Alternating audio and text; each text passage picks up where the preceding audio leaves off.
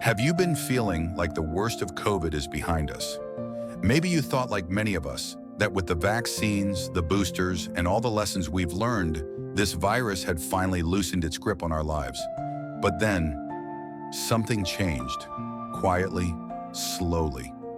And now in 2025, COVID is once again knocking on the door, and this time it seems to be knocking harder for seniors. Hi there, and thank you for being here. I know this isn't the kind of video most people want to watch, but if you're here, chances are you care deeply either about your own health or about someone you love, and that makes you the exact kind of person who needs to hear this. We're going to talk about something serious today. Not to scare you, not to make you feel anxious, but to prepare you and to empower you, because while COVID might be back in a new form, we are not the same people we were in 2020. We've grown smarter, more resilient, and far more ready to take control. But here's the thing, the virus has changed too. The newest strain that scientists are tracking in 2025 has evolved quietly. It doesn't always show up with the same loud symptoms we remember. No high fevers or intense coughing fits in every case. Instead, it creeps in, especially targeting those who already carry the weight of age and chronic health issues. And yes, you guessed it, our senior community is once again at the heart of this renewed threat. But before you click away or feel overwhelmed, let me say this: there is hope. There are steps. There is power in knowing what to do.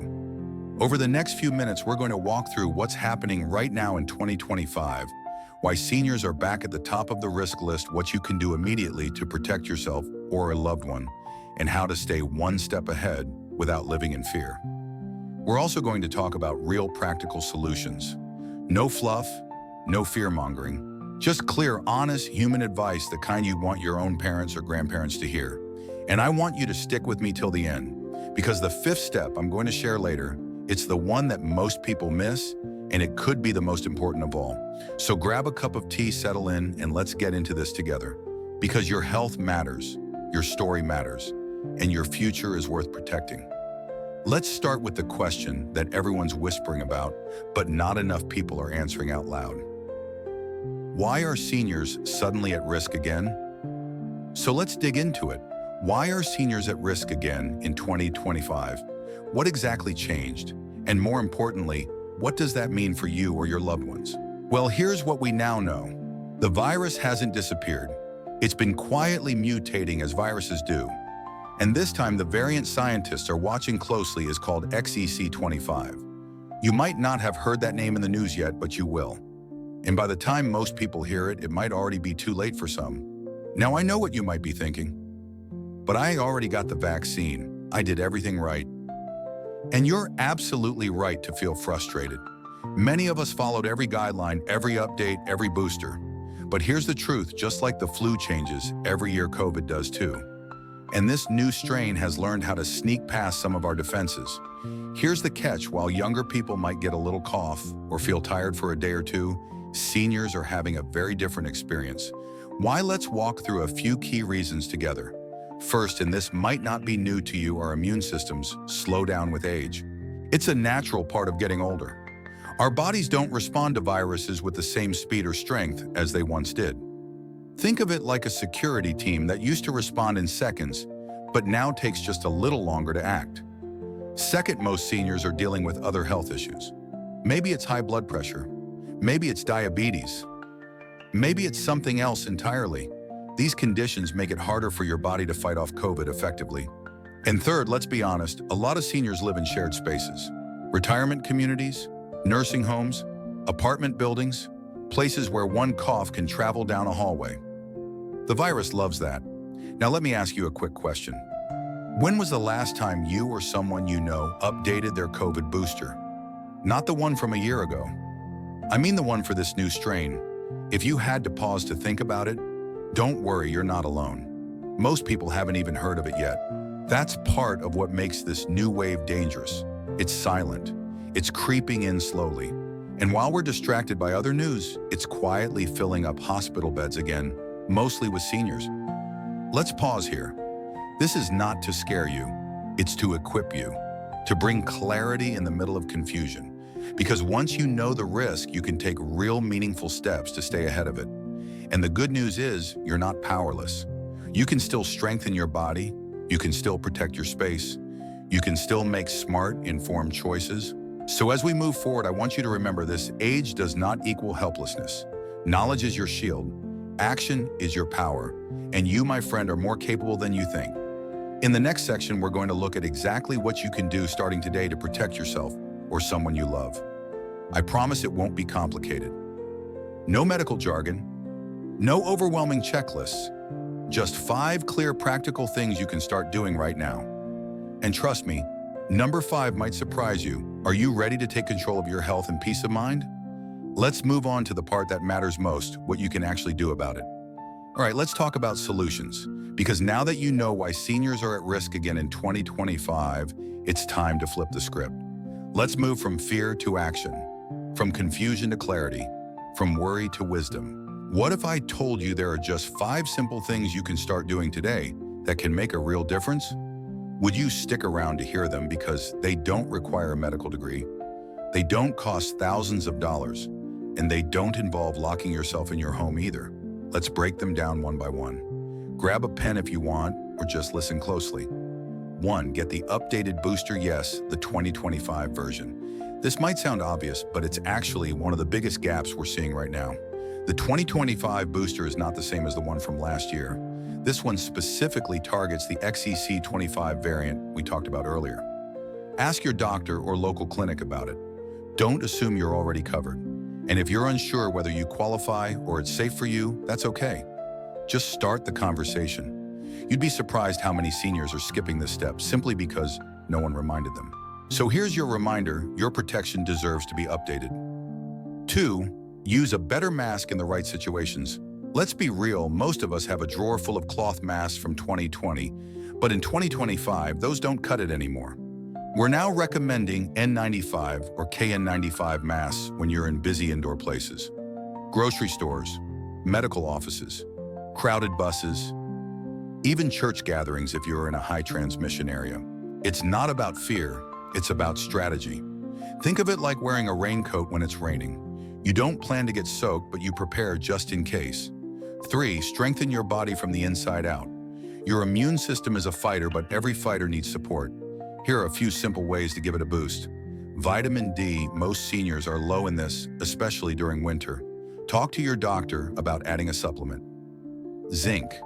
This mineral helps your body respond faster to infections. Stay hydrated.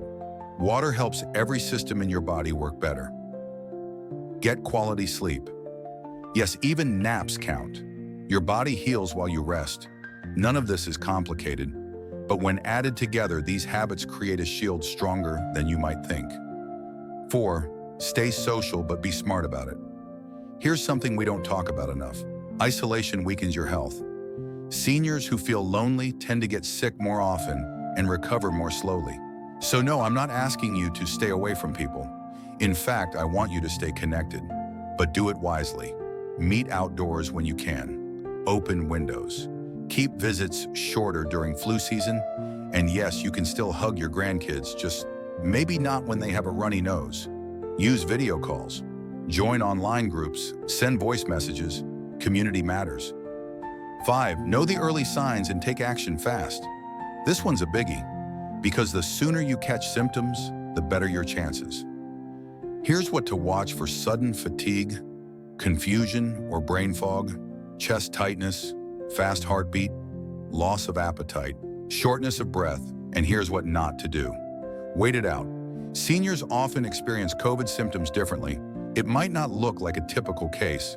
So when something feels off, trust that feeling. Get checked. Early treatment makes a huge difference. You made it through the list. How are you feeling? I hope a little more hopeful, a little more confident, because this is what real prevention looks like: understanding the risk and stepping up with intention. It's not about perfection, it's about progress. And if you do even 2 or 3 of the things on this list, you're already ahead.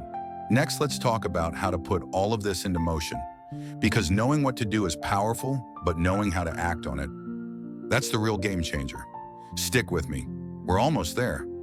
Let's move on to the action plan. All right, now let's bring it all together. You know the risk, you understand the science, you have the 5 simple, powerful steps. Now it's time to take action, not someday, not next week, today.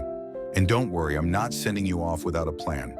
Let's make this practical and personal. Start with one simple step. If everything we covered today feels like a lot, that's okay.